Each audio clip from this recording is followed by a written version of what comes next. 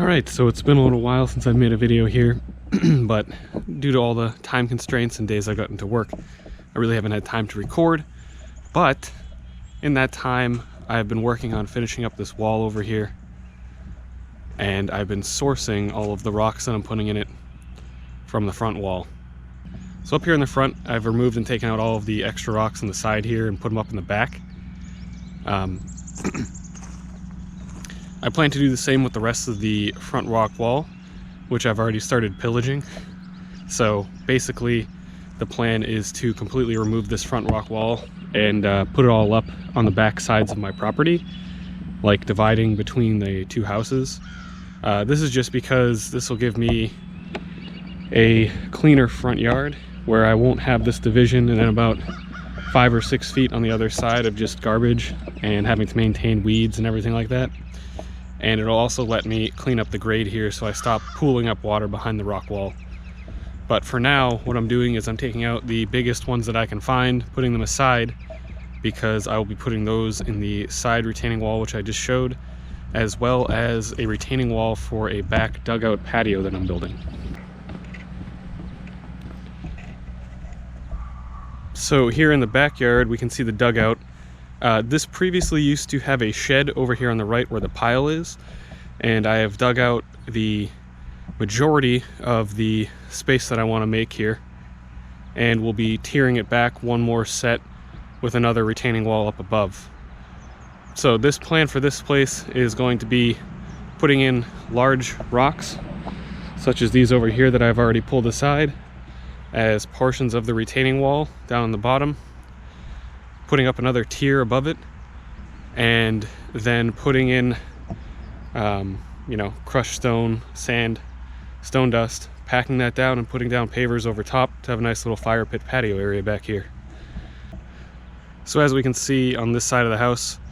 I've already started placing all of the extra ledge rock or any rock from that front walk wall that I don't want to use for the retaining walls as this little piled up wall. And my plan is to continue this down along the side of the property line, and then if I do have extra rock, I'll be putting it on the other side, and possibly even putting it on this other side before I extend down too far into the front yard. But I currently have a bunch of trash over there right now, so a lot of that needs to get burned, brought for stump removal, and the plan is for any burning stuff I'll be doing it in this pit here once I finally get some time to manage a fire. But the plan for today is to finish up this rock wall on the side, and if I do get that done, I will start digging out the second tier of retaining wall for the dugout.